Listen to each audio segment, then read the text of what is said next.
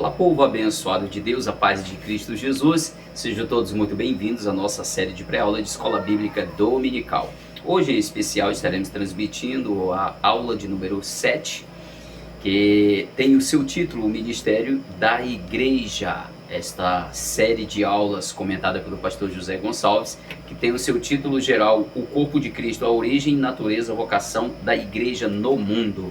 Hoje nós queremos fornecer para você subsídios para você adicionar aí a sua sala de aula e ser abençoado juntamente com todos os seus alunos. Quero desde já mandar aqui um abraço ao nosso pastor presidente, pastor Eliseu Alves, bem como a minha família, missionária Eliane, meu filho Rony e minha nora Rafaela.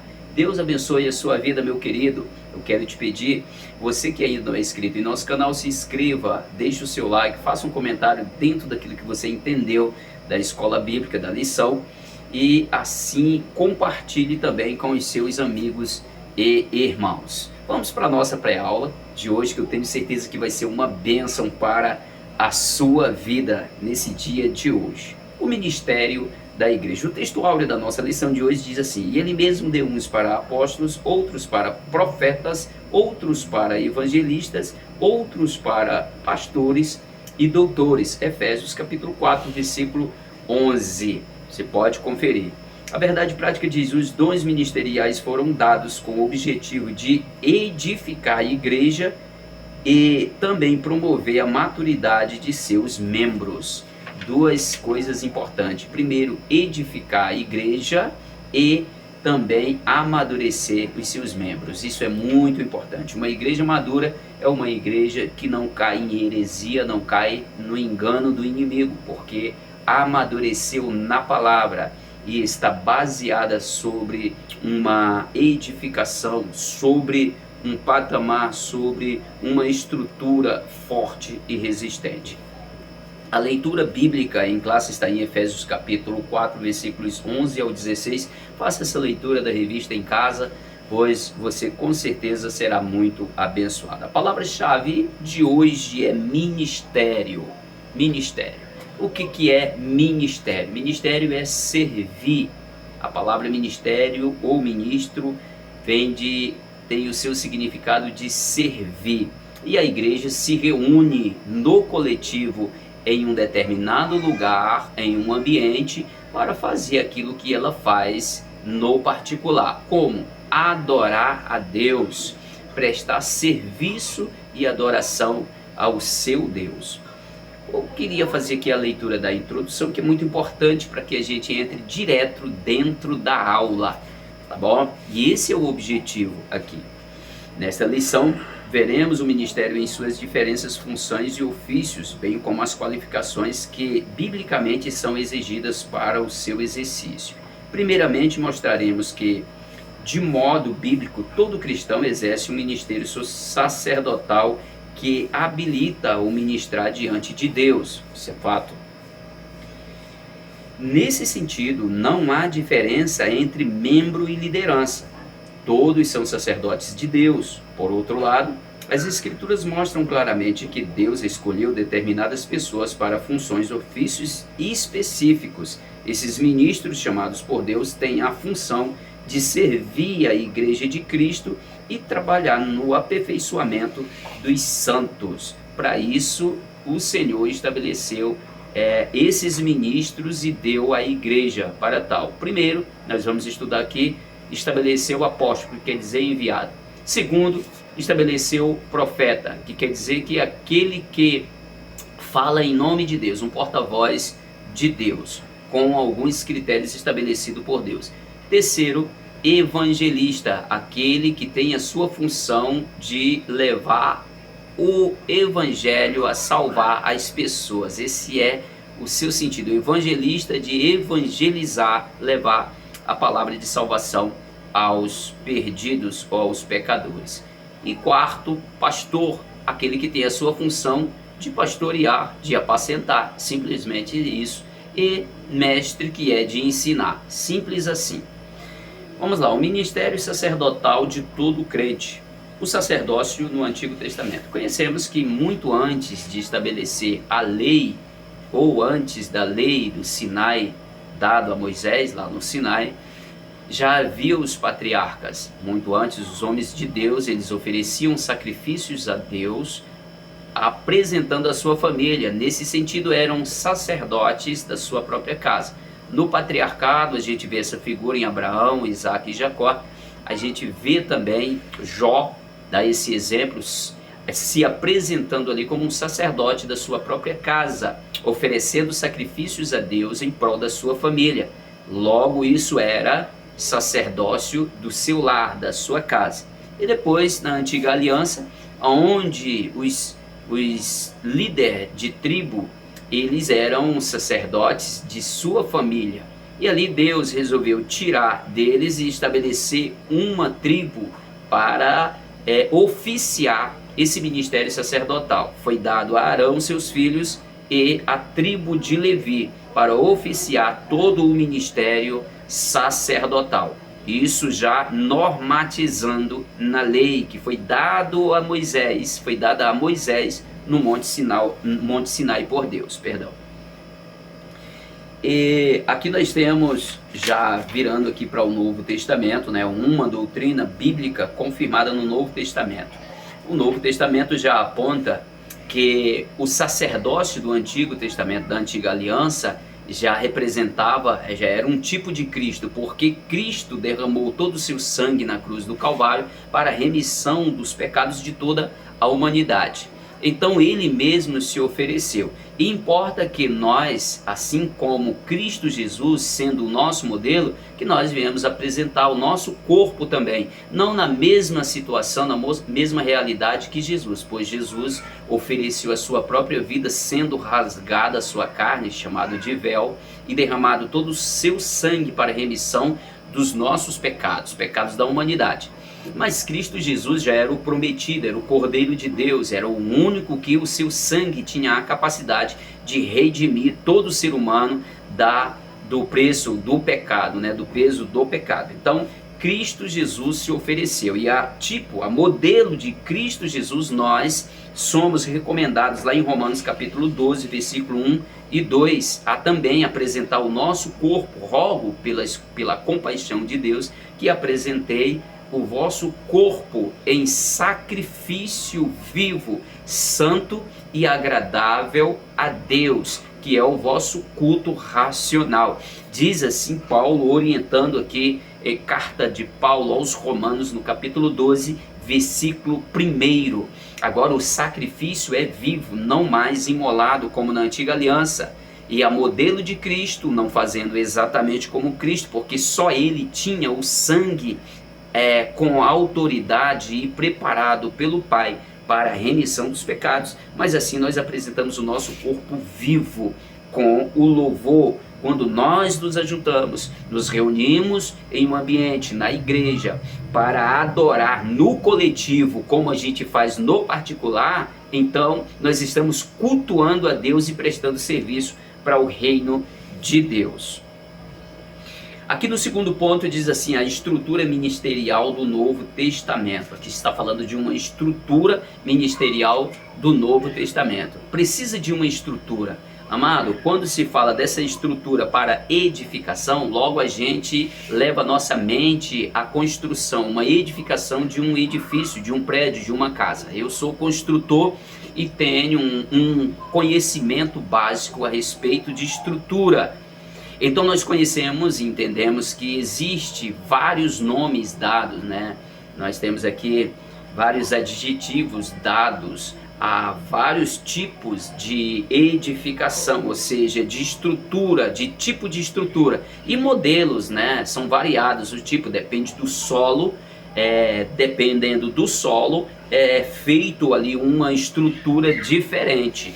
É feita uma estrutura que venha sustentar, porque a importância ali é trazer sustentação ao edifício, é para edificação e maturação da igreja. Edificar quer dizer colocar firme, construir, dar crescimento, né, em cima de uma base sólida. Se o solo é um solo instável, precisa de um tipo de base muito mais eficaz, tendo os seus nomes técnicos, e também o seu modo, o seu modelo diferente.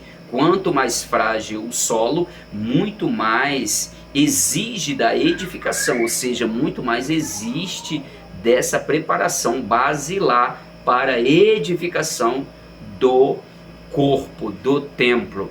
Então eu quero já ministrar o seu coração usando esse ponto de vista. Se você está num lugar onde as pessoas têm costumes que são pecaminosos, você conhece o solo, você conhece o lugar, sabe que o lugar é frágil, sabe que o lugar depende, mas é instável, então você precisa construir uma base que não venha cair, e essa base é a palavra de Deus. Você precisa intensificar o ensinamento da palavra de Deus nos corações dos pecadores, para que a igreja cresça e não desabe, não torne-se como um prédio mal construído, porque toda a existência ou resistência de um prédio está na sua base. É importante sua estrutura, é muito importante isso. Então, o ministério quintuplo foi o que já falamos no início aqui, que Deus estabeleceu e deu à igreja apóstolo, quer dizer, enviado a missões, o profeta, que é aquele que fala em nome de Deus. Na antiga aliança falava em nome de Deus e com autoridade dada por Deus. No Novo Testamento ele era aquele que consola, ele é o que consola e é aquele também que exorta, tendo em vista que recebe também revelação de Deus do futuro e entrega para a igreja com o coração ligado ao coração de Deus, para não acrescentar aquilo que Deus não o deu. Cuidado você que se auto-intitula profeta. Profeta é aquele que fala em nome de Deus. Profeta é aquele que ministra os desígnios de Deus, em nome de Deus, com o poder de Deus, temor de Deus, alinhado com a vontade de Deus. Já existe também os que são usados no dom de profecia. O dom de profecia é dado para qualquer crente que assim quiser, pode exercer o dom da profecia, mas é necessário ter cuidado com esse ministério. Então, e o terceiro, já falamos aqui, o evangelista, que é o que evangeliza, que leva as pessoas a Cristo através da sua palavra, é a sua função. E pastores, que é o quarto aqui, que é aquele que apacenta, simples assim, pastores é o que apacenta as pessoas. E o mestre é aquele que ensina, simples, é o que ensina, é a sua função, ensina. O serviço de diáconos e presbítero. A gente tem essa base bíblica do estabelecimento dos diáconos lá em Atos dos Apóstolos capítulo 6, que houve uma necessidade. E você vê que o ministério aqui do diaconato, a Bíblia fala mais numa necessidade social. Eles desenvolveram mais essa parte social. Claro que a gente sabe que Estevão e depois Filipe, eles cresceram, eles tiveram desenvolvimento para a ministração da palavra. Estevão foi morto por causa da ministração da palavra, por pregar a palavra, o primeiro mártir. E Filipe, a gente conhece que ele saiu por Samaria pregando a palavra do Senhor. Mas a princípio, a priori, a ordem de ser estabelecidos foi para ministrar a sua parte social, porque havia uma questão lá entre as mulheres judias e as mulheres gregas. As mulheres judias que falavam grego, elas estavam sendo negligenciadas no ministério cotidiano. Então, foi dado a ordem por Deus aos chefes, os líderes da igreja, que estabelecessem os diáconos para que cuidasse desse importante negócio. Então, foi estabelecido para essa finalidade. Já aos presbíteros, o presbitério é alcançado por reputação, por obra, por serviço, por observação, por tempo, por maturidade, ele alcança o presbitério. Esse presbitério aqui Paulo fala comparando eles aos anciãos, né? Ou cita eles como os anciãos. Esses anciãos, eles tinham autoridade para presidir igreja, para dirigir igreja, tomar decisões, porque eram homens maduros na fé, eram pessoas equilibradas, pessoas que tinham seus pés no chão, sabiam o que estava fazendo, conhecia a igreja conhecia os desígnios de Deus e foi alcançado essa maturidade por serviço prestado, por questão moral, por questão de reputação. Isso é muito importante nós prestarmos atenção nessa parte, né? Eles alcançaram por serviço prestado a Deus. Ele tinha autoridade para até presidir igreja em determinado lugar. Um conjunto de anciãos, de presbíteros, eles tomavam as decisões necessárias em determinado lugar. Porque em muitos lugares Paulo estabeleceu igreja e deixou eles lá, os presbíteros. Eles tomavam as decisões porque tinham algumas igrejas locais em alguns lugares. Como em Creta não tinha somente uma igreja em Creta, tinha alguns povoados em Creta, na ilha de Creta, e alguém tomava conta ali. Você vê que Paulo enviou Tito lá e disse: por isso te deixei em Creta, ou te enviei em Creta, para que colocasse em boa ordem aquilo que deve ser colocado. Terceiro e último, as qualificações para o ministério. Primeiro de tudo, qualificações de natureza moral. Quando nós falamos de qualificações de natureza moral, é aquilo que são critérios de Deus estabelecidos. São coisas morais, são coisas de valores, ou seja, são valores estabelecidos por Deus, de ordem espiritual estabelecido por Deus e não pode ser diluída. Então, existem essas qualificações, e aqui destaca em algumas. Paulo fala nas suas cartas pastorais como dirigida a Tito, a Timóteo, e também aqui em Corinto, ele fala também da importância dessas qualificações morais, que fala que a pessoa não pode ser avarento, não pode ser uma pessoa apegada a dinheiro, não pode ser uma pessoa imoral, não pode ser uma pessoa que causa escândalo. Era uma pessoa irrepreensível nesse quesito moral. Isso era algo que deveria ser observado para aquele que estaria sendo adicionado ao ministério para edificação da igreja e crescimento e maturação da igreja. Segundo, as qualificações de natureza social. Precisava ter bom exemplo diante da sociedade.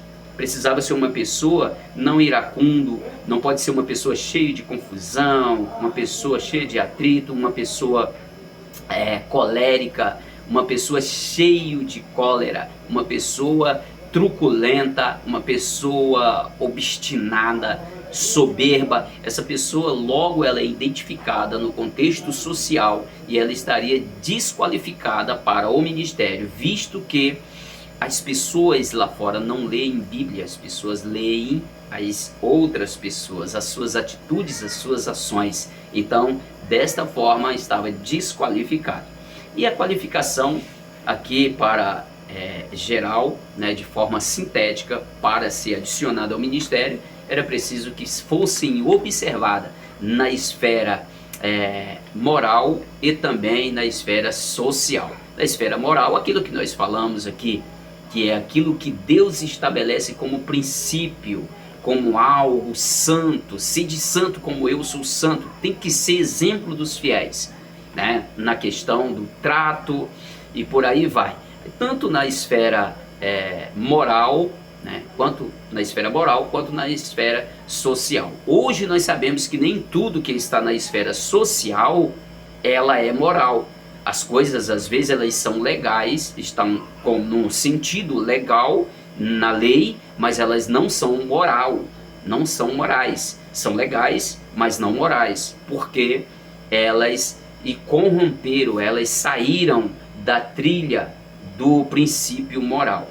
Mas o Senhor estabelece aqui esses critérios para que isso fosse observado no ministro, aquele que estaria ali numa função para edificação da igreja e maturação, para fazer com que esta igreja cresça como um corpo bem ajustado, que ligado pelas suas ligaduras faz com que o corpo cresça. O meu braço só sobe porque está com o auxílio das ligaduras, das articulações. Assim somos nós compostos, a igreja composta de membros ligados, por esta ligação faz o corpo crescer. Meus queridos, Deus abençoe a sua vida. Fica aqui o meu abraço. a todos vocês e até a próxima, assim, querendo Deus.